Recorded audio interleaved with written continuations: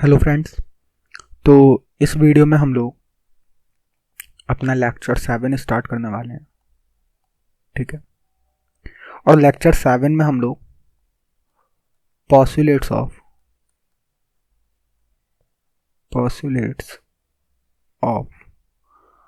Quantum mechanics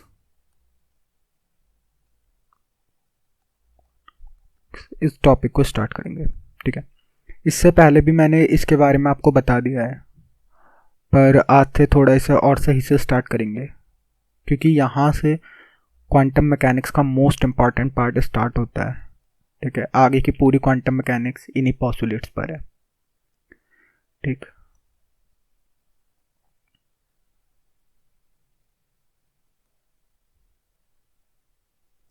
तो पहला postulate है, फर्स्ट पॉस्टुलेट है state of a system. State of a system. अगर आपने अभी पिछले लेक्चर्स नहीं देखे हैं तो सबसे पहले पिछले लेक्चर्स को कंप्लीट कर लो, क्योंकि उसमें जितने भी ऑपरेटर्स और जितने भी हमने मैथमेटिकल रूल्स पढ़े हैं क्वांटम मैकेनिक्स के, वो सब इसमें यूज होंगे। तो हमने देखा था स्टेट ऑफ अ सिस्टम, मतलब सिस्टम की स्टेट को हम कैसे डिफाइन करते हैं। उसके लिए हम एक वेव फंक्शन लिखते हैं साई, और उसे हम इस सिंबल में बंद करते हैं। इस सिंबल को क्या कहते हैं? कैट, ठीक है। और ये क्या है? यह एक एब्स्ट्रैक्ट स्टेट है। ये मैंने अपने शायद फर्स्ट या सेकंड लेक्चर में इसके बारे में बताया था। Abstract state. तो एब्स्ट्रैक्ट स्टेट मतलब ये अपने अंदर सिस्टम की सारी इंफॉर्मेशन रखता है, ठीक है। ये अपने अंदर सिस्टम की सारी इंफॉर्मेशन रखता है। तो साई टी क्या है? साई टी, ठीक है। तो साई टी क्या है? It contains all the needed information, all the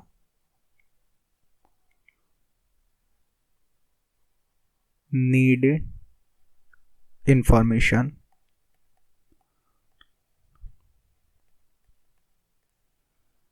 about the system। तो हमें जब भी किसी सिस्टम की स्टेट लिखनी होती है तो हम कैसे लिखते हैं? साई ऑफ टी, ठीक है। सिस्टम की स्टेट कैसे लिखते हैं? Sigh of T. तो किसी भी सिस्टम की स्टेट लिखी जाती है साई ऑफ टी से, और जब मैं इसे एक कैट में बंद कर देता हूं तो क्या बन जाती है? एब्स्ट्रैक्ट स्टेट बन जाती है। जनरल हम कैसे लिखते हैं? Psi R of T. तो ये आर ऑफ टी क्या है? आर क्या है? पोजीशन, और टी क्या है? टाइम। आर क्या है? पोजीशन, और टी क्या है? टाइम। तो हम कहेंगे ये जो मेरा वेव फंक्शन है ये क्या बता रहा है? आर को बता रहा है और टी को बता रहा है। पर जब मैं इसे लिखता हूं साई टी, ठीक है, और इसे मैंने ऐसे बंद कर दिया एक कैट के अंदर, तो ये क्या बन गया? ये एब्स्ट्रैक्ट स्टेट बन गई। एब्स्ट्रैक्ट स्टेट मतलब ये अपने अंदर सिस्टम की सारी इंफॉर्मेशन को कंटेन कर रहा है, ठीक है। सही। मतलब ये मोमेंटम को भी बताएगा, ये इसकी एनर्जी को भी, काइनेटिक एनर्जी को भी बताएगा, इसके हैमिल्टोनियन को भी बताएगा, ठीक। और एक नोट करके और लिख लो, note.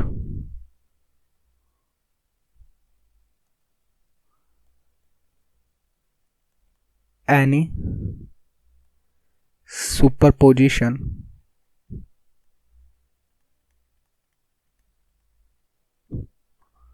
of the state vectors, ठीक है। तो इसे हम क्या कहते हैं? इसे हम स्टेट वेक्टर भी कहते हैं।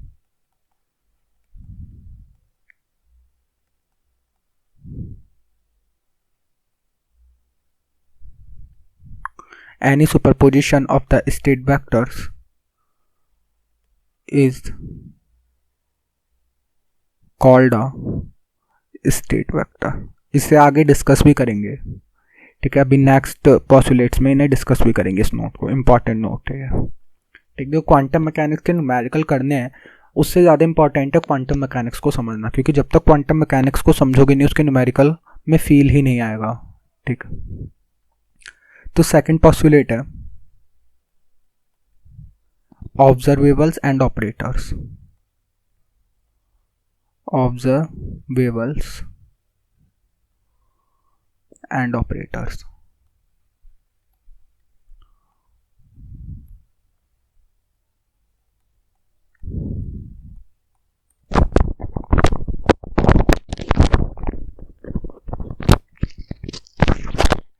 तो इसका मतलब क्या है, ऑब्जर्वेबल्स एंड ऑपरेटर्स का।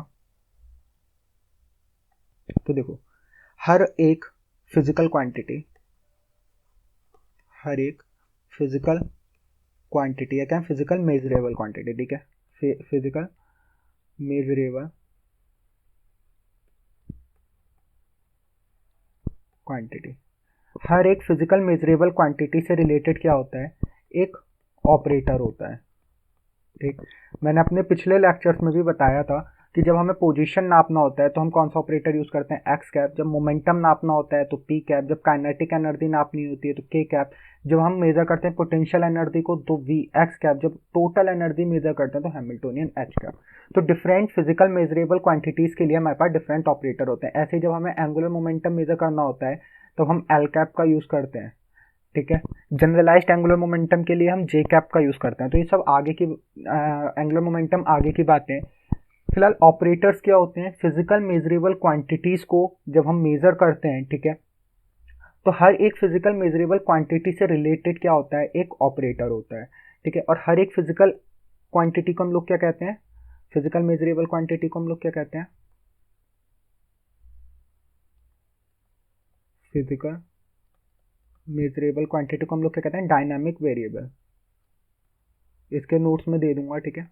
फिजिकल मेजरेबल क्वांटिटी को हम लोग क्या कहते हैं, डायनामिक वेरिएबल,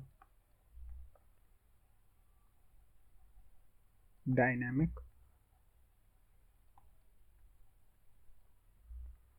वेरिएबल। क्लियर है? तो हर एक डायनामिक वेरिएबल से रिलेटेड,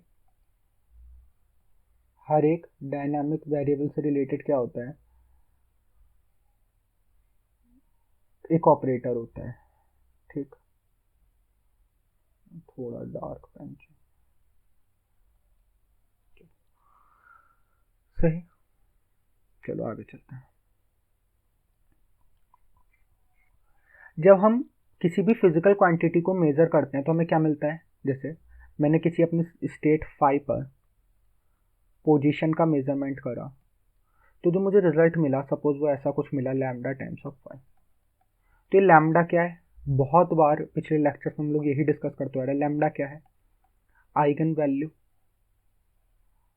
ऑफ द स्टेट 5। ये आइगन वैल्यू क्या होती है, आइगन वैल्यू क्या होती है, कितनी बार मैंने बताया, आइगन वैल्यू क्या होती है, ये होती है measurement of the dynamic variable. तो हम मेजरमेंट करने के लिए क्या ऑपरेट करते हैं, उस फिजिकल क्वांटिटी से रिलेटेड ऑपरेटर ऑपरेट करते हैं, और जो हमें रिजल्ट मिलता है वो क्या मिलता है, एक आइगन वैल्यू मिलती है। वो आइगन वैल्यू ही क्या है, वो ही हमारा क्या है, मेजरमेंट है। क्लियर हो रहा है? तो मेजरमेंट करने के लिए हम करते क्या है, एक उस फिजिकल क्वांटिटी से रिलेटेड कॉरस्पॉन्डिंग ऑपरेटर को ऑपरेट करवाते हैं, और जो हमें रिजल्ट मिलता है, ठीक है, जो भी हमें रिजल्ट मिलता है किस फॉर्म में, आइगन वैल्यू की फॉर्म में, वो ही हमारा उस फिजिकल क्वांटिटी का क्या होता है, मेजरमेंट होता है। समझ में आ रहा है? क्लियर? तीसरा पॉस्टुलेट देखो, मेजरमेंट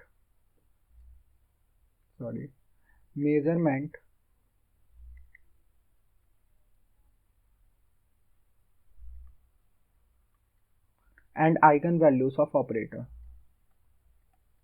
तो ये वही पॉस्टुलेट है जो मैंने आपको एक्सप्लेन करा, measurement and eigen values of operator. Clear है? किसी भी ऑब्जर्वेबल ए को मेजर करने के लिए मैं क्या करता हूं, मुझे सपोज मेरी एक फिजिकल मेजरेबल क्वांटिटी है ए। ठीक है, ए क्या है, physical measurable quantity, physical measurable quantity. अब इसे मेजर करने के लिए मैं क्या करूंगा भाई, ए फिजिकल मेजरेबल क्वांटिटी है, तो इसे मेजर करने के लिए मैं क्या करूंगा, इससे रिलेटेड ऑपरेटर को सिस्टम पर क्या कराऊंगा, ऑपरेट कराऊंगा। ये मेरा सिस्टम है। ठीक है, सिस्टम मतलब ये क्या है, सिस्टम की कोई स्टेट है साई टी। तो इस मेजरमेंट के पॉसिबल रिजल्ट्स क्या होंगे, इस मेजरमेंट के पॉसिबल रिजल्ट्स क्या होंगे, देखो सब कुछ पुराने लेक्चर्स में मैंने क्लियर कर रखा है। इस मेजरमेंट के रिजल्ट्स क्या होंगे, इस मेजरमेंट के रिजल्ट्स होंगे only and only the eigen values. ठीक है, क्या पॉसिबिलिटी है?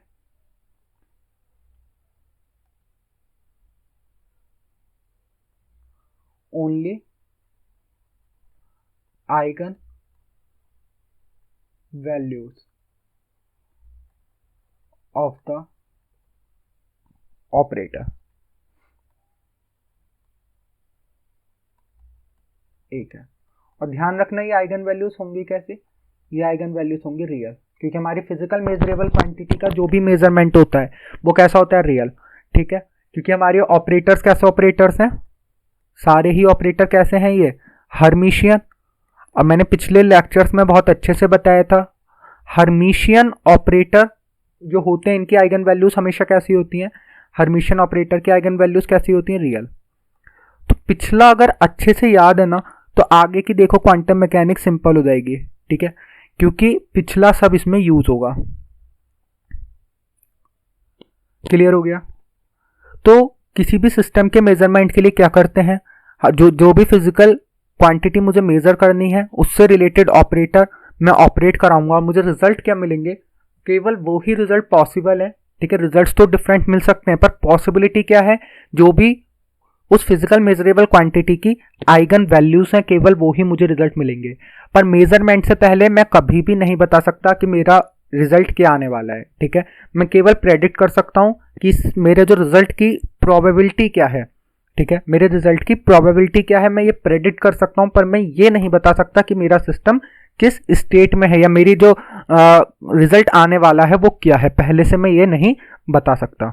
ठीक है, इसके बाद इसमें एक नोट है, नोट्स सारे इंपॉर्टेंट हैं तो लिख देता हूं मैं, if the result of a measurement of A on a state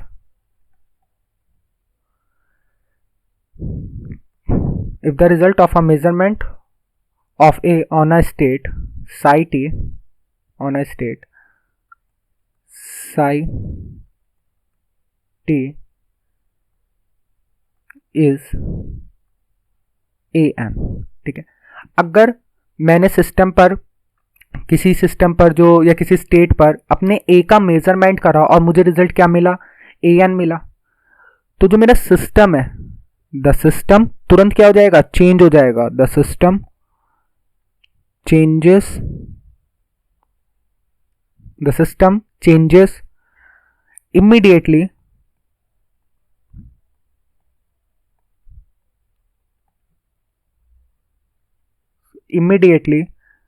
to psi n after the measurement, after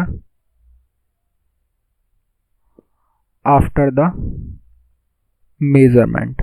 इसी को हम क्या कहते हैं, कोलैप्सिंग। ठीक है, हमारा सिस्टम कोलैप्स कर गया। कोलैप्स मतलब देखो, इनिशियली हमारा सिस्टम क्या था, डिफरेंट स्टेट्स में था। ठीक है, वो आपको फिफ्थ वाला जो मेरा पॉस्टुलेट है, आई थिंक फिफ्थ पॉस्टुलेट है वो। ठीक है, फिफ्थ नहीं, जो मैंने पहले में बताया था आपको। ठीक है, जो पहला पॉस्टुलेट बताया था,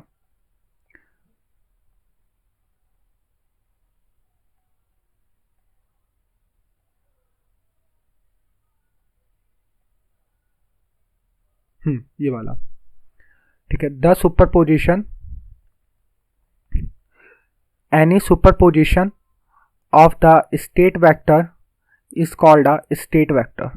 अब देखो, ये यहां से समझो, मेरा पार्टिकल डिफरेंट स्टेट में हो सकता है। ठीक है, ये सभी आगे भी अच्छे से डिस्कस करेंगे। देखो इधर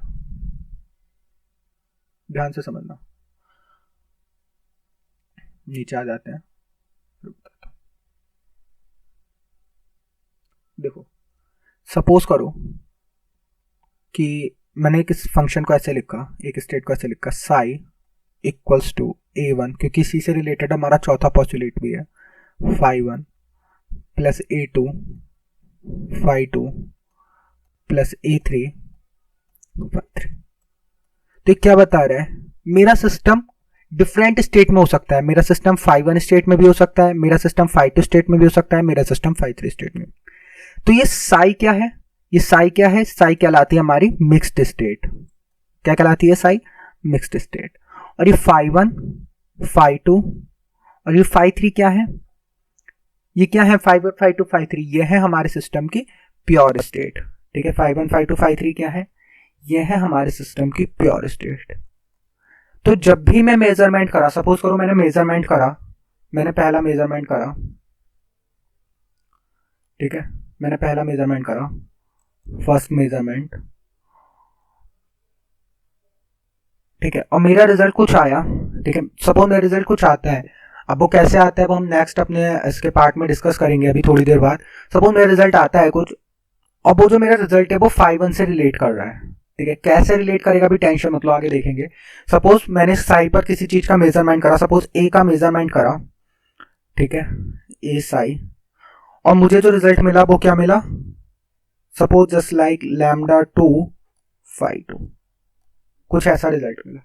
तो मेरा जो सिस्टम था वो पहले क्या था, मिक्स्ड स्टेट में था, और आफ्टर मेजरमेंट वो क्या हो गया, वो प्योर स्टेट में पहुंच गया। अभी कैसे प्योर स्टेट में पहुंचेगा, ठीक है, इसको हम आगे देखेंगे। फिलहाल हम पहले से नहीं बता सकते, मैं मेजरमेंट से पहले नहीं बता सकता कि मेरा सिस्टम मेजरमेंट के बाद phi 1 स्टेट में पहुंचेगा, phi 2 स्टेट में पहुंचेगा या फिर phi 3 स्टेट में पहुंचेगा। Only and only after measurement I can predict that कि my system is present in which state. ठीक है, कि मेरा सिस्टम किस स्टेट में होगा ये केवल मैं अपने मेजरमेंट के बाद ही बता सकता हूं। और मेरा साई का phi 2 में कन्वर्ट हो जाना, ठीक है, साई का phi 2 में कन्वर्ट हो जाना, ये क्या कहलाता है, ये कहलाता है मेरा collapse of the system, collapse of the system, कि मेरा सिस्टम क्या कर गया, मेरा सिस्टम कोलैप्स कर गया। ठीक है, मेरा सिस्टम पहले मिक्स स्टेट में था, अब मेरा सिस्टम कहां पहुंच गया, प्योर स्टेट में पहुंच गया। यही तो मैंने अपने नोट में बताया है आपको। देखो, if the result of a measurement of a on a state psi t is an, अगर मैंने अपने स्टेट psi t पर मेजरमेंट करा ए का, मुझे रिजल्ट क्या मिला, an क्या है, कोई एक आइगन वैल्यू होगी, और ये आइगन वैल्यू किसकी है, ये मेरे psi n की आइगन वैल्यू है। ये मेरी an किसकी आइगन वैल्यू है, ये मेरे psi n की आइगन वैल्यू है। तो मेरा सिस्टम तुरंत मेजरमेंट के बाद किस में कोलैप्स कर जाएगा, psi n स्टेट में। क्लियर है, ठीक। अब मैंने आपको बताया कि हम पहले से प्रेडिक्ट नहीं कर सकते कि मेरा सिस्टम किस स्टेट में कोलैप्स करेगा, हम केवल क्या प्रेडिक्ट कर सकते हैं, सिस्टम की प्रोबेबिलिटी। तो प्रोबेबिलिटी बहुत इंपॉर्टेंट कॉन्सेप्ट है, ठीक है, इससे रिलेटेड क्वेश्चंस भी जैम में पूछे जाते हैं। तो प्रोबेबिलिटी का पहले कॉन्सेप्ट समझ लो, ठीक, पोस्टुलेट, उसके बाद इसके न्यूमेरिकल कैसे करेंगे वो मैं आपको बताऊंगा। तो प्रोबेबिलिटी आउटकम ऑफ मेजरमेंट,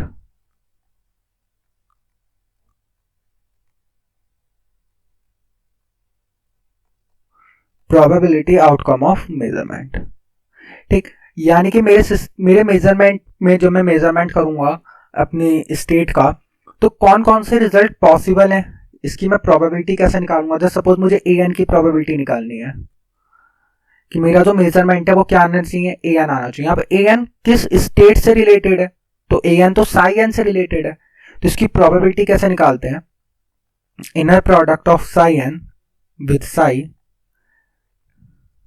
ठीक है, इसका square divided by psi। Tension मतलब इसे मैं बताऊंगा कैसे सॉल्व करना है, ठीक है, इसकी टेंशन मतलब।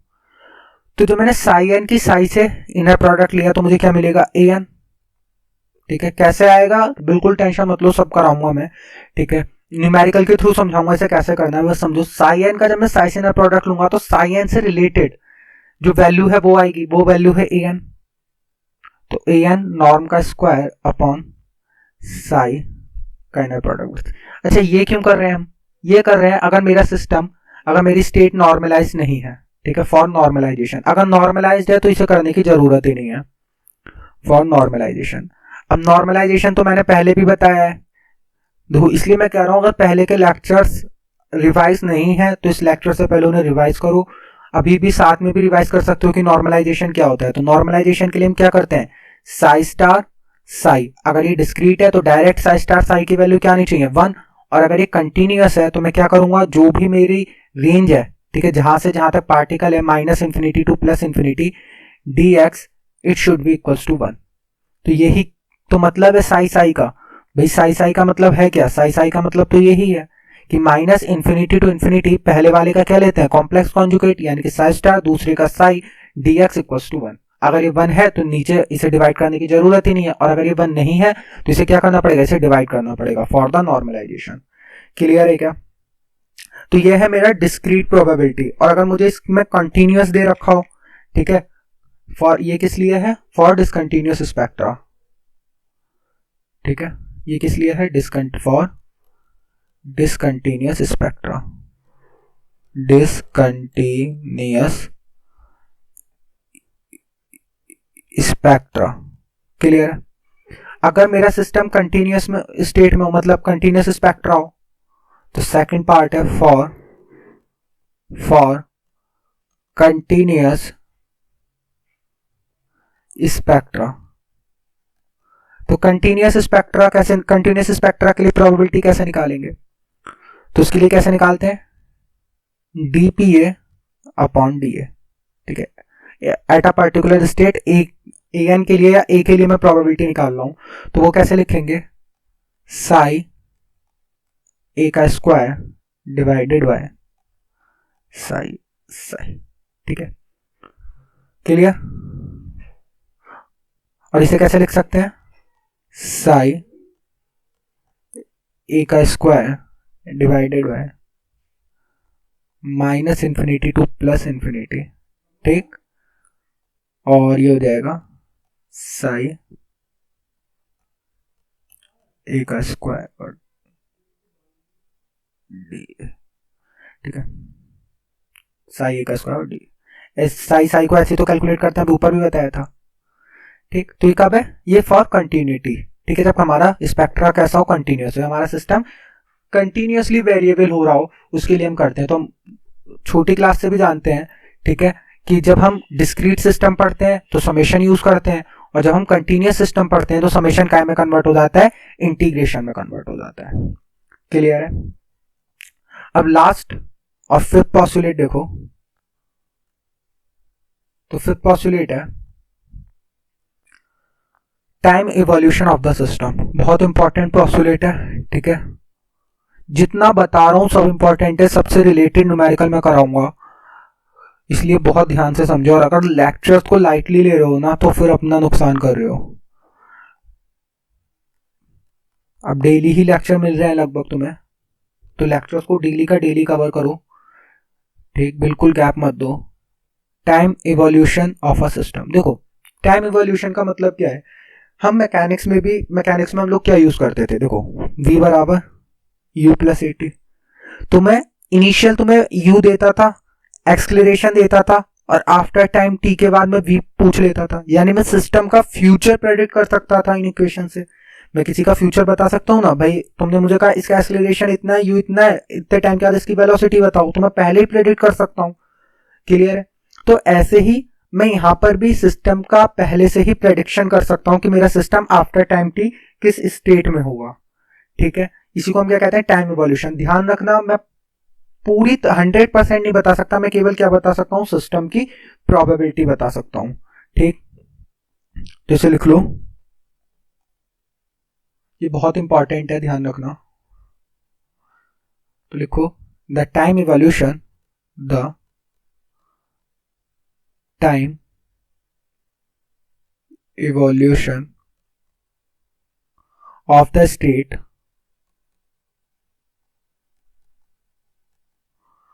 vector। स्टेट वेक्टर का मतलब स्टेट, कोई भी एक स्टेट है, of the state vector psi t of a system is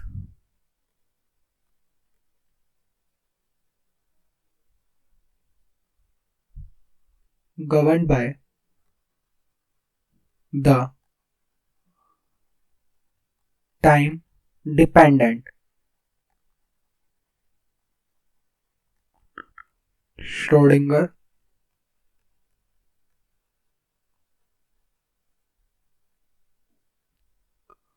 wave equation. अब श्रोडिंगर वेव इक्वेशन हम आगे भी अच्छे से कवर करेंगे, तो अभी ज़्यादा दिमाग पे लोड लेने की जरूरत नहीं है, ठीक है।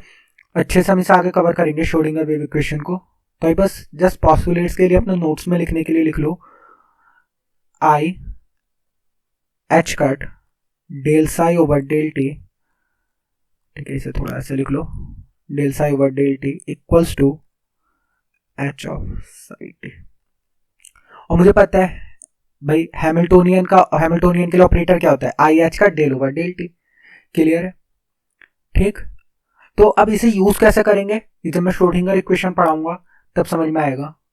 अभी बस इसे याद रखो कि टाइम इवोल्यूशन के लिए हम किसका यूज करते हैं, श्रोडिंगर इक्वेशन का। जस्ट श्रोडिंगर इक्वेशन की भी यूज करने की जरूरत नहीं है, सिंपल एक फैक्टर होता है ई की पावर माइनस आयोटा एच का ई की पावर माइनस आयोटा ई की power minus I E T upon H cut, ठीक है। ई क्या है, सिस्टम की एनर्जी है। इस फैक्टर से हम लोग क्या करते हैं, मल्टीप्लाई करते हैं और हमें आफ्टर टाइम टी सिस्टम की जो स्टेट है वो हमें पता चल जाती है। कैसे, वो हम आगे डिस्कस करेंगे, ठीक।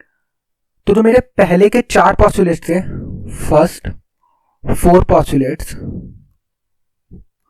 वो कैसे थे, वो किसी एक पर्टिकुलर टाइम पे थे, एट एनी टाइम टी,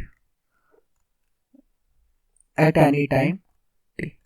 तो किसी पर्टिकुलर टाइम टी पर मेरे शुरू के 4 पॉस्टुलेट है, और जो मेरा लास्ट पॉस्टुलेट है, 5th पॉस्टुलेट, ठीक है, 5th पॉस्टुलेट जो है ये क्या बताता है, ये फ्यूचर बताता है सिस्टम का, ठीक है।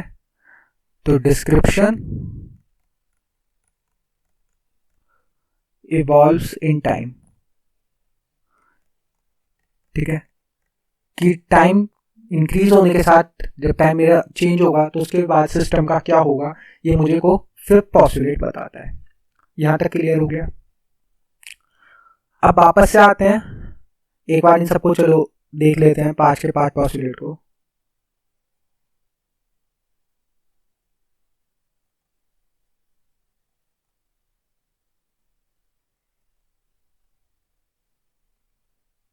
मेरा पहला पॉस्टुलेट क्या है, स्टेट ऑफ अ सिस्टम। किसी भी सिस्टम की स्टेट में कैसे दिखाता हूं, एक वेक्टर से, जिस वेक्टर को क्या कहते हैं, साई टी, ठीक है। और ये साई टी क्या है, सिस्टम की सारी ही इंफॉर्मेशन को अपने अंदर रखता है।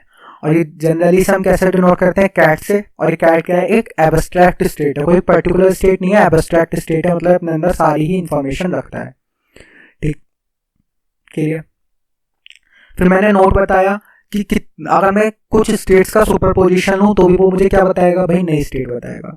कल भी मैंने देखा था, देखो कल भी मैंने बताया था, अगर मैं किसी स्टेट का लीनियर कॉम्बिनेशन लेता हूं, कुछ स्टेट्स का लीनियर कॉम्बिनेशन लेता हूं, तब भी वो क्या होती है, सिस्टम की स्टेट ही तो होती है। और सुपरपोजिशन का मतलब ही क्या है, लीनियर कॉम्बिनेशन, ठीक। फिर हमने सेकंड पॉस्टुलेट पढ़ा, ऑब्जर्वेबल्स एंड ऑपरेटर्स। तो किसी भी फिजिकल मेजरेबल क्वांटिटी के कॉरस्पॉन्डिंग क्या होता है, एक ऑपरेटर होता है।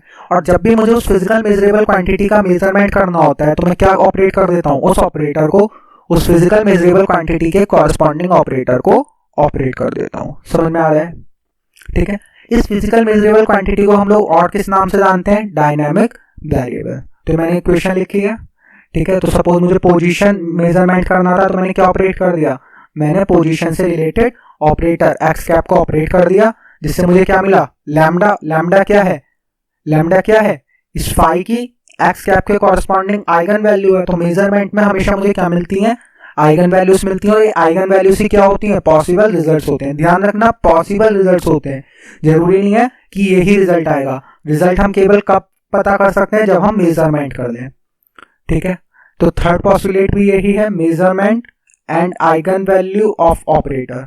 तो ए क्या है, ए को ये फिजिकल मेजरेबल क्वांटिटी है। जब इस ए को मैं अपनी स्टेट साई टी पर ऑपरेट कराता हूं तो मुझे क्या मिलती हैं, ओनली आइगन वैल्यूज मिलती हैं, ठीक है। केवल क्या मिलेंगी, आइगन वैल्यूज मिलेंगी। और ये आइगन वैल्यूज कैसे होंगी, रियल, क्योंकि ऑपरेटर कैसे होते हैं, हर्मिशियन।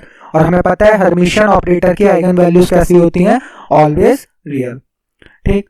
ये नोट क्या बताया, if the result of a measurement of a on state psi t is a n, the system changes immediately to psi n after the measurement. इसी को हम क्या कहते हैं, कोलैप्सिंग ऑफ द सिस्टम। जैसे ही मैं सिस्टम पर अपने किसी सिस्टम का मेजरमेंट करता हूँ थ्रू एनी ऑपरेटर या किसी फिजिकल मेजरेबल क्वांटिटी का मेजरमेंट करता हूँ, और मुझे कुछ रिजल्ट मिलता है an, तो मेरा सिस्टम तुरंत क्या करता है, साई n में उस रिजल्ट के कॉरस्पॉन्डिंग जो भी स्टेट होगी उसमें क्या करेगा, कोलैप्स कर जाएगा। क्लियर है?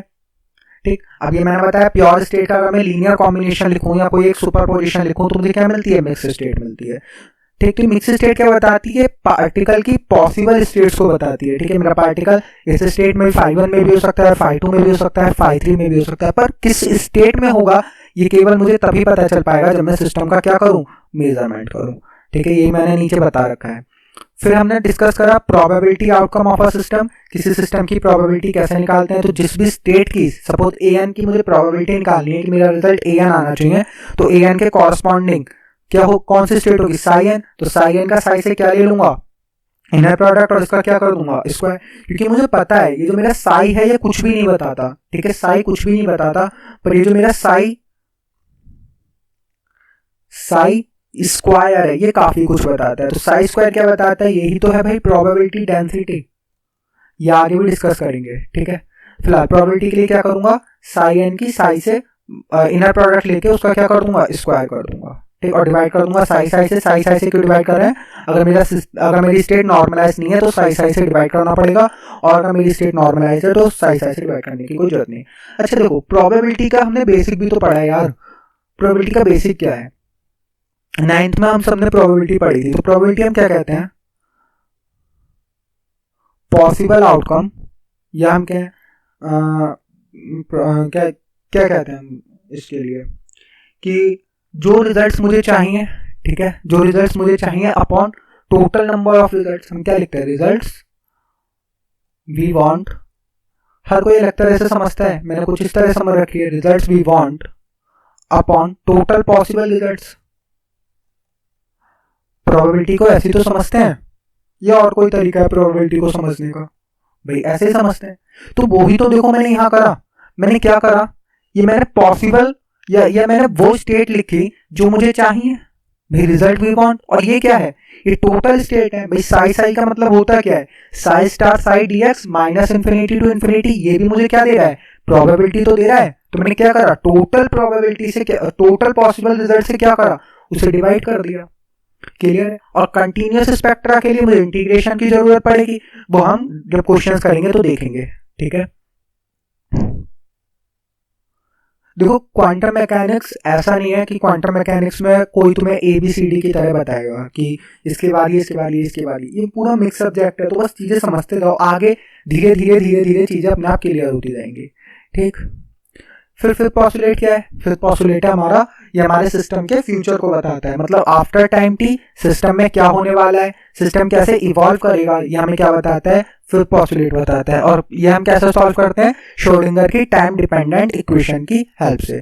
तो जो शुरू के 4 पोस्टुलेट्स हैं ये किसी भी टाइम टी के लिए है, at any time T system में क्या चल रहा है, शुरू के 4 पोस्टुलेट्स ये बताता है। और फिफ्थ पोस्टुलेट क्या बताता है, ये हमें देता है जब टाइम चेंज होगा तो हमारा सिस्टम कैसे इवॉल्व करेगा, इसके बारे में हमें कौन जानकारी देता है, फिफ्थ पोस्टुलेट। और हम कैसे सॉल्व करते हैं इसे, Schrodinger time dependent wave equation की हेल्प से। तो आई होप यहां तक क्लियर हुआ होगा। ठीक है, अब नेक्स्ट हम चल रहे हैं स्टेट ऑफ अ सिस्टम। वापस एक बार स्टेट ऑफ अ सिस्टम को समझते हैं क्योंकि कुछ बातें इसमें और इंपॉर्टेंट है।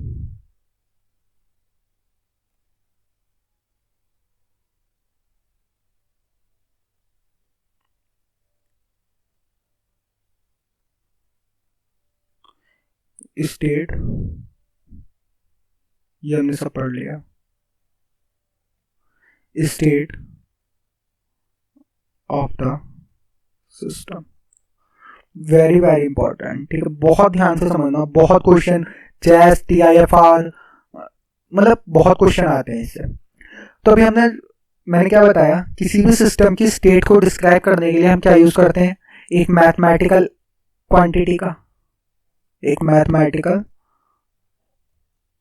क्वांटिटी, या फिर उसे क्या लिख सकते हैं, मैथमेटिकल एंटिटी। एंटिटी मतलब कोई भी एक चीज है जो क्या, जिसका अगर हम डिस्क्रिप्शन है तो उसका डिस्क्रिप्शन कैसा आने वाला है, एक मैथमेटिकल डिस्क्रिप्शन है उसका। ठीक है, तो हम एक मैथमेटिकल एंटिटी का यूज करते हैं। ठीक, उसे हम क्या कहते हैं, साइटी। ये क्या है,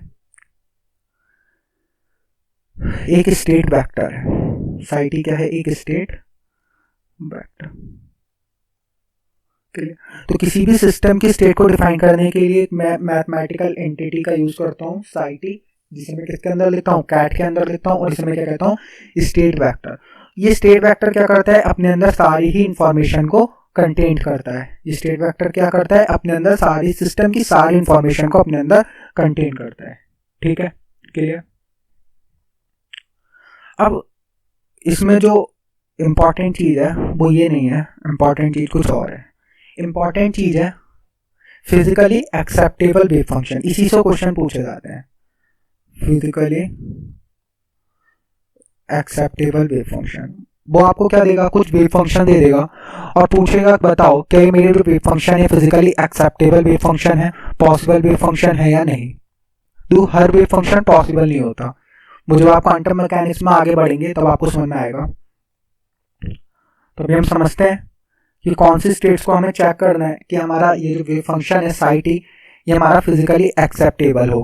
ठीक है, आप कुछ भी वेव फंक्शन दो, वो जरूरी नहीं है वो किसी स्टेट को बताएगा, तो वो किसी स्टेट को कॉरस्पॉन्ड करेगा। इसके लिए हम कुछ फैक्टर्स को चेक करते हैं। जैसे पहला फैक्टर क्या है कि जो मेरा वेव फंक्शन है शुड बी कैसा होना चाहिए, फाइनाइट होना चाहिए, कंटिन्यूअस होना चाहिए एंड डिफरेंशिएबल होना चाहिए, एंड डिफरेंशिएबल होना चाहिए।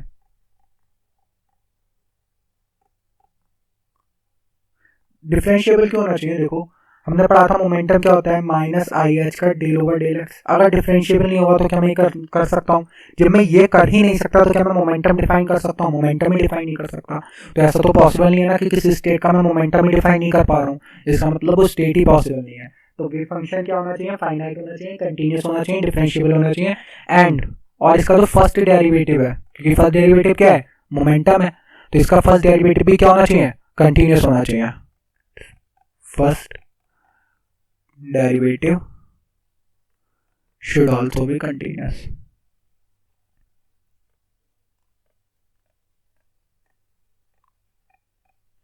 Should also be continuous. ठीक है, एंड ये both should be single, both मतलब वेव फंक्शन और उसका फर्स्ट डेरिवेटिव दोनों क्या होने चाहिए, सिंगल वैल्यूड भी होने चाहिए। देखो अगर सिंगल वैल्यूड नहीं होंगे तो इसका मतलब क्या हो गया, एक पोजीशन पे देखो, सपोज करो मेरा वेव फंक्शन मैंने कुछ ऐसे लिखा, ठीक है, कुछ ऐसा,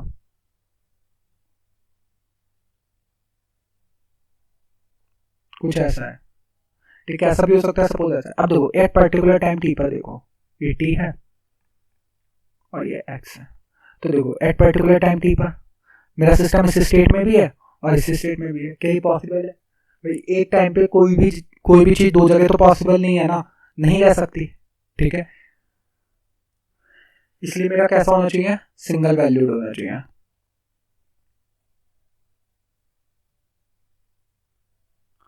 ठीक, और साथ में एक बात और, ये स्क्वायर इंटीग्रेबल होना चाहिए। तो स्क्वायर इंटीग्रेबल का मतलब वही है कि ये फाइनाइट होना चाहिए। अगर मैं इन्फिनिटी भी रखूं, पुट इन्फिनिटी, तब भी मेरा सिस्टम कैसा होना चाहिए, फाइनाइट ही होना चाहिए।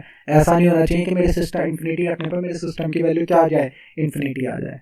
ठीक है, just like e to the power के एक्स। तो अगर तुम एक्स की जगह क्या रख दोगे, इन्फिनिटी रख दोगे, तो ई की पावर क्या जाएगा, इन्फिनिटी, और उसकी वैल्यू क्या होती है, इन्फिनिटी। तो ये एक्सेप्टेबल वेव फंक्शन नहीं है। ठीक है, सही। अब वापस से बात करते हैं एक बार वेव फंक्शन के फिजिकल मीनिंग या physical significance of wave function. कि वेव फंक्शन हम पढ़ तो रहे हैं पर इसका क्या कोई फिजिकल सिग्निफिकेंस है।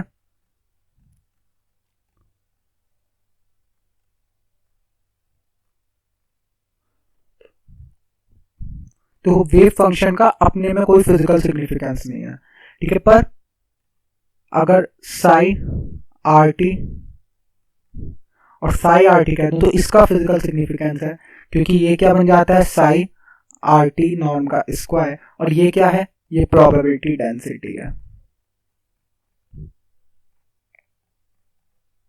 तो अगर ये प्रोबेबिलिटी डेंसिटी है और अगर मैं इसकी मल्टीप्लाई कराऊं D3R के साथ, तो ये क्या बन गया, सॉरी D3R के साथ अगर मैंने इसकी मल्टीप्लाई कराई तो ये क्या बन गया, ये बन गया probability of a probability in space या probability at time t in volume D3R located between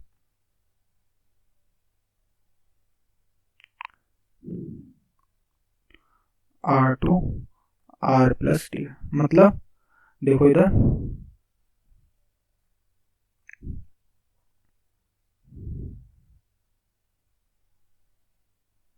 ये मेरा R प्लस डी आर है, ये मेरा R है, तो इसके बीच में जो वॉल्यूम बनेगा, ठीक है, ये मेरा सपोज R है, तो R और R प्लस डी आर के बीच में, ठीक है, 3D में देखो, इसे 3D में विजुलाइज करो, तो R और R प्लस डी आर के बीच में जो वॉल्यूम बना, इसमें पार्टिकल के होने की प्रोबेबिलिटी कैसे डिफाइन करूंगा, साई आर टी नॉर्म का स्क्वायर या मॉड का square into D Q R, volume से मल्टीप्लाई कर दूंगा, क्योंकि डेंसिटी से कोई भी क्वांटिटी करने के लिए हम क्या करते हैं, वॉल्यूम से मल्टीप्लाई कर देते हैं। क्लियर, समझ में आ गया, ठीक है।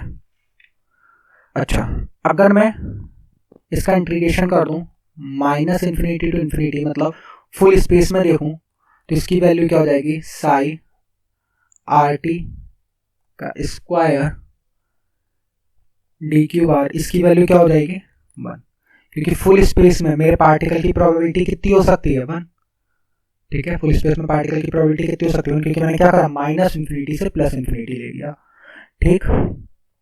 अब दूसरी बात और देखो, जो क्वेश्चन कभी कभी पूछ लिया जाता है छोटे छोटे एग्जाम, जस्ट लाइक DUBHU, छोटा तो नहीं कहना चाहिए क्योंकि बहुत सारों से वो एग्जाम क्रैक नहीं होता, ठीक, तो उस एग्जाम में पूछ लिया जाता है कि जो साई आर टी है, एक बार बताना इसकी यूनिट क्या होगी। अब देखो, इन दोनों की यूनिट क्या है, एक यूनिट लेस क्वांटिटी है, पर इस अकेले की यूनिट क्या है, वॉल्यूम, ठीक है, तो इसकी यूनिट क्या होगी 1 अपॉन दिस, इसकी यूनिट भाई इसको क्या लिख सकता हूँ 1 अपॉन डी क्यू आर, ठीक है, इन यूनिट, फॉर यूनिट्स के लिए कर रहे हैं ऐसा काम, ठीक है, तो इसे लिख सकते हैं 1 अपॉन एल क्यूब। तो कई बार ये क्वेश्चन पूछा जाता है साई आर टी की यूनिट क्या होगी, तो होगी 1 अपॉन एल क्यूब की पावर 1/2। तो 3D में वेव फंक्शन की यूनिट क्या होती है, एल की पावर 3/2 होती है। क्लियर, ठीक। अब कुछ क्वेश्चन देखो और ये बताना है मेरे को कि कौन कौन से फिजिकल एक्सेप्टेबल वेव फंक्शन है।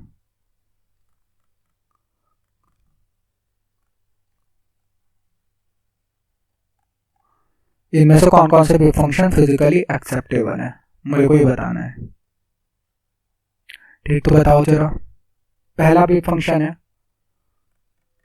3 sin πx, दूसरा वेव फंक्शन है g of x equals to 4 minus mod x,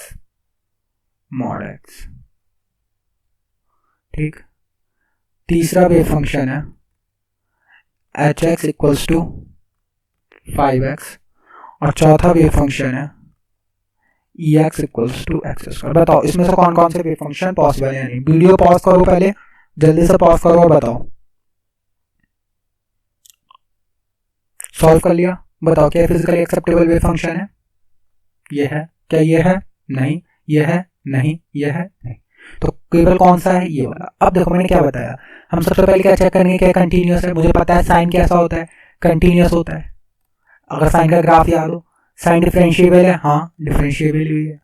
अगर मैं इसका डेरिवेटिव करूं क्या आएगा, cos पाई एक्स, कॉस भी कैसा है, कंटिन्यूअस है और डिफरेंशिएबल है। अगर मैं इसमें इन्फिनिटी भी पुट कर दूं तो भी वैल्यू क्या रहेगी, फाइनाइट, क्योंकि साइन और कॉस मुझे हमेशा क्या देते हैं, -1 to +1 वैल्यू। तो इसमें से ही कोई ना कोई वैल्यू होगी -1 to +1, इन्फिनिटी तो जाएगी नहीं, तो ये स्क्वायर इंटीग्रेबल भी है, इसलिए केवल 3 sin πx। अच्छा, ये तो देखो डिफरेंशिएबल ही नहीं है, मुझे पता है इसका ग्राफ कुछ कैसा आता है भाई। केवल अगर मैं मॉड एक्स का भी देखूं तो मॉड एक्स का ग्राफ कुछ ऐसा आता है, और ये ग्राफ कहाँ शिफ्ट हो जाएगा, ये ग्राफ शिफ्ट हो जाएगा 4 पे, ये ग्राफ कुछ ऐसा हो जाएगा, ठीक है।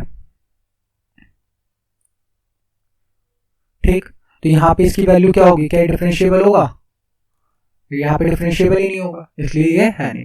अच्छा 5x देखो, तो 5x का ग्राफ कुछ ऐसा जाता है, पर देखो इन्फिनिटी पर तो ये कहाँ जा रहा है, इन्फिनिटी जा रहा है, भले ये कंटिन्यूअस और डिफरेंशिएबल लग रहा हो, पर इन्फिनिटी पे कहाँ जा रहा है, इन्फिनिटी, तो ये फाइनाइट नहीं है। ऐसे ही एक्स स्क्वायर भी अगर मैं बनाऊं तो एक्स स्क्वायर कुछ ऐसा बनेगा, पर इन्फिनिटी पे भी इसकी वैल्यू कहाँ चली जाएगी, इन्फिनिटी चली जाएगी, इसलिए ये भी पॉसिबल नहीं है। तो केवल कौन सा पॉसिबल है, 3 sin pi x। तो ऐसे ही अजीब अजीब से वेव फंक्शन देखने को मिलेंगे, तो थोड़ा संभाल के, ठीक है, इससे रिलेटेड क्वेश्चंस असाइनमेंट में मिल जाएंगे, तो थोड़ा संभाल के करना, ठीक।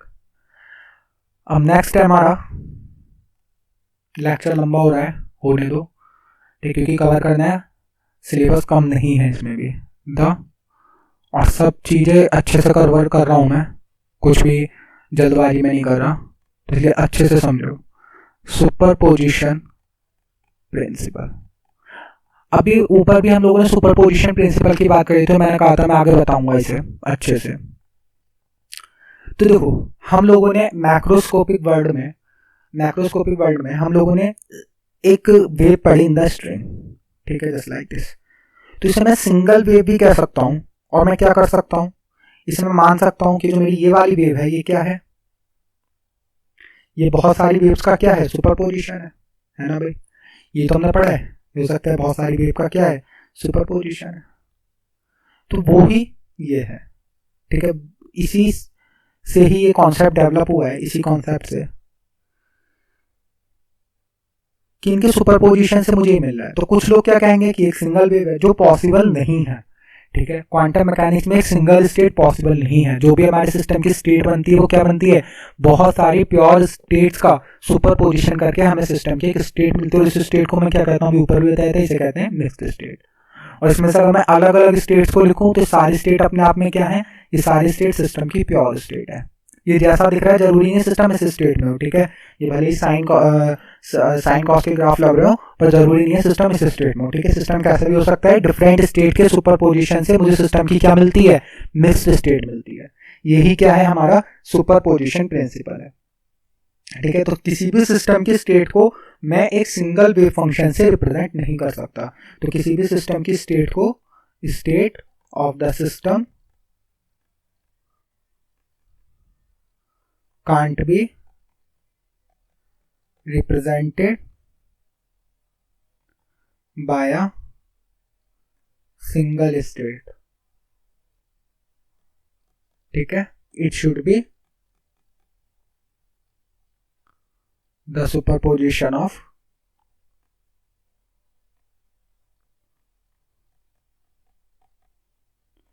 different प्योर स्टेट, ठीक।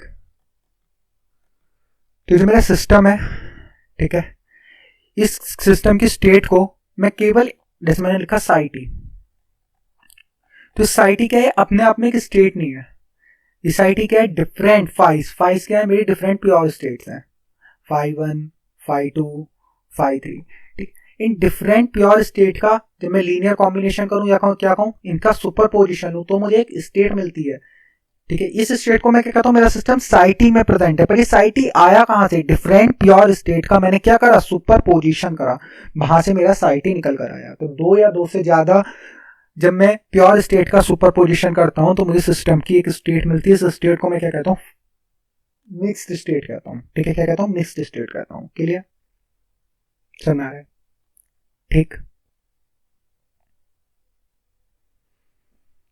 यहाँ पे नोट करके लिख दें, क्या नोट करके लिख देते हैं इस स्टेटमेंट को फिर से एक बार सही से नोट। देखो बहुत सारे लोग तुम में से लेक्चर सही से नहीं देख रहे हैं, ठीक, लेक्चर नहीं देख रहे हो ना, तो तुम्हारा बाय करने का कोई फायदा नहीं है। देखो मेरे पास से कुछ नहीं जा रहा, तुम लोगों ने फीस दे दी जितनी भी फीस थी, ठीक है, ये तुम्हारी खुद की ईमानदारी है, तुम्हारे फादर इतनी मेहनत से, कुछ के मदर भी इतनी मेहनत से पैसा कमा रहे हैं, ठीक है, तो मदर फादर के लिए कम से कम पढ़ो लेक्चर्स को। देखो अगर लेक्चर में कुछ कमी लगती है तो मेरे को मैसेज करो, कॉल करो, इससे ज़्यादा मैं क्या कर सकता हूँ। कहीं पे भी कुछ कमी लग रही है तो मेरे को बताओ, ठीक है। देखो IIT इसमें एक बार पहुँच जाओगे ना तो अपने मन का सब कुछ कर सकते हो, जो भी तुम्हारी इच्छा है, सब कुछ आईआईटी सब करने का मौका देती है, सिर्फ पढ़ाती तो है ही, एक तो अच्छे टीचर से तुम्हें पढ़ने को मिलेगा, ऊपर से तुम सब कुछ कर सकते हो, जो भी तुम सोच सकते हो सब कुछ। तुम्हारा मन गाना सीखने का है गाओ, तुम्हारा मन एक्टिंग करने का है एक्टिंग करो, तुम्हारा मन क्रिकेट खेलने का है क्रिकेट खेलो, तुम्हारा मन कोडिंग में है कोडिंग करो, तुम्हारा मन एरोडायनेमिक्स में एरोप्लेन डिजाइन करने में वो करो, अरे जो मन करना है वो करो, ठीक है। बस उनका थोड़ा सा कोर्स वर्क है, उस कोर्स वर्क को करो, उसके बाद तुम फ्री हो, सब कुछ करो, सब कुछ आईआईटी कराएंगे, ठीक है। सारी आईआईटीज बेस्ट है, पढ़ो, क्वेश्चन प्रैक्टिस करो, सिर्फ 5-6 महीने बचे हैं, ठीक। इन 5-6 महीने में जितनी मेहनत कर सकते हो उतनी मेहनत करो, एक अच्छी रैंक लेकर आओ। सिर्फ 50% अगर तुमने पेपर सॉल्व करना है, 50 से 55%, तो तुम्हें पहली ही लिस्ट में एक अच्छी आईआईटी मिल जाएगी। पूरा पेपर सॉल्व करने की भी जरूरत नहीं है, 50 से 55% पेपर अच्छे से सॉल्व कर लो, एक अच्छी आईआईटी मिल जाएगी और फिर जिंदगी आराम से कटेगी। तो अभी आराम मत करो, लेक्चर्स को कंप्लीट देखो, तो लेक्चर तुम्हें अपने लिए देखना है, कहीं लग रहा है कि इस लेक्चर में कमी है तो वो मेरे को बताओ, ठीक। फिलहाल इसे नोट करके लिख लेते हैं। तो the linear superposition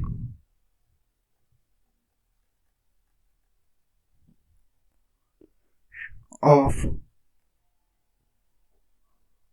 many wave function which describes the various permissible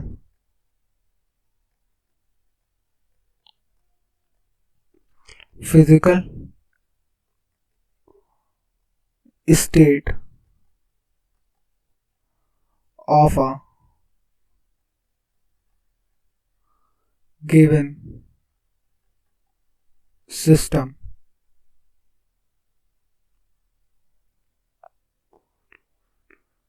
gives a new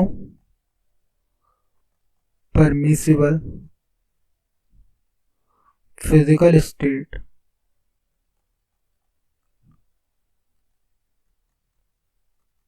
of the system, ठीक। तो ध्यान से पढ़ो, इस नोट में मैंने क्या लिखा कि डिफरेंट वेव फंक्शंस का, ठीक है। अब देखो जो डिफरेंट वेव फंक्शन है ये भी क्या है, सिस्टम की डिफरेंट परमिसिबल स्टेट्स हैं, सिस्टम इन स्टेट में भी रह सकता है, पर ये क्या है, सिस्टम की प्योर स्टेट है।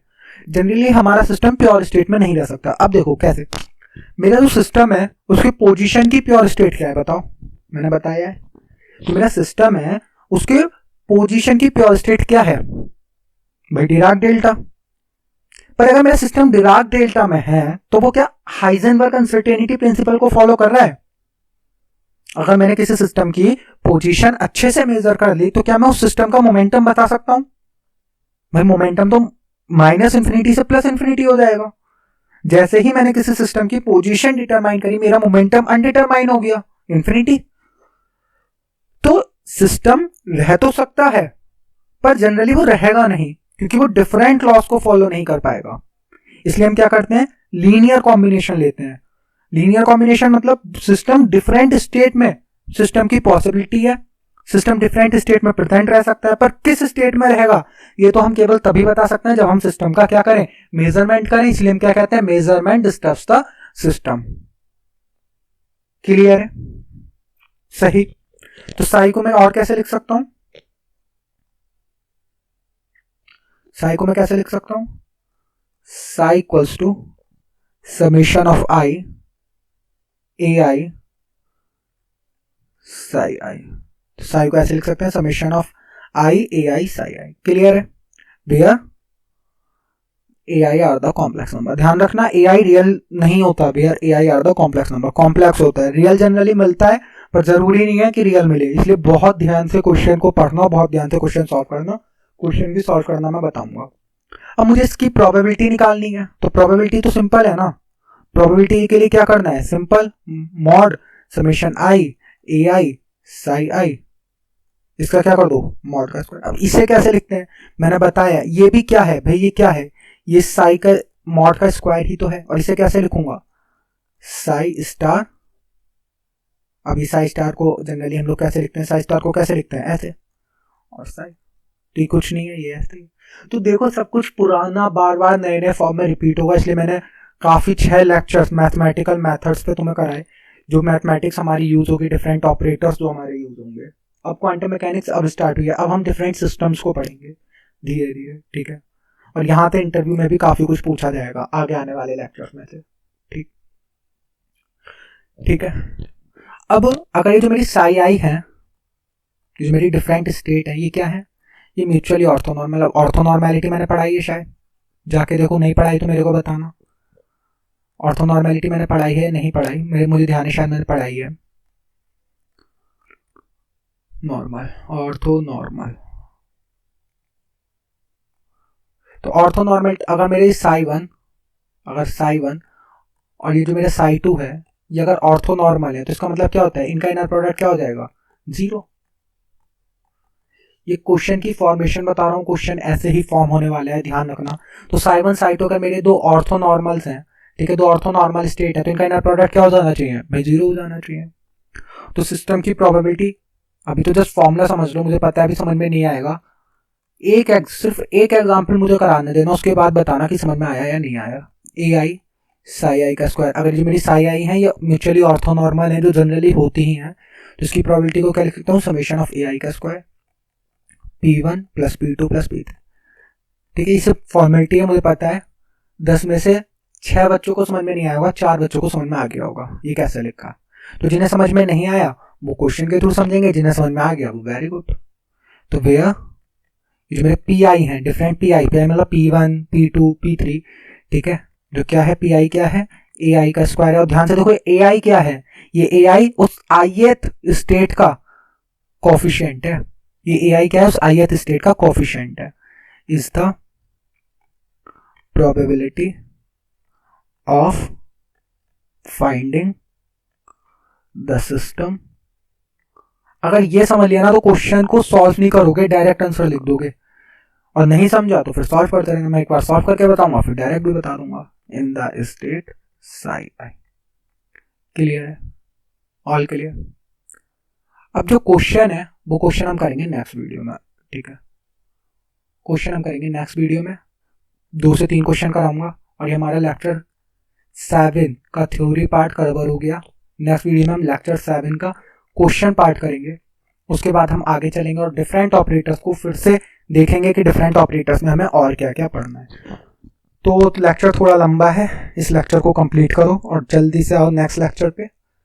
नेक्स्ट लेक्चर बहुत जल्द अपलोड हो जाएगा, ठीक है, जिसमें हम डिफरेंट प्रॉब्लम्स करने वाले होंगे। और अगर आप बाद में देख रहे हो तो अब तक लेक्चर 7 अपलोड हो गया है, इसे करो कंप्लीट, इसको एक बार रिवाइज करो, नोट्स को लिखो और जल्दी से फिर लेक्चर 7 पर आओ। Okay, thank you.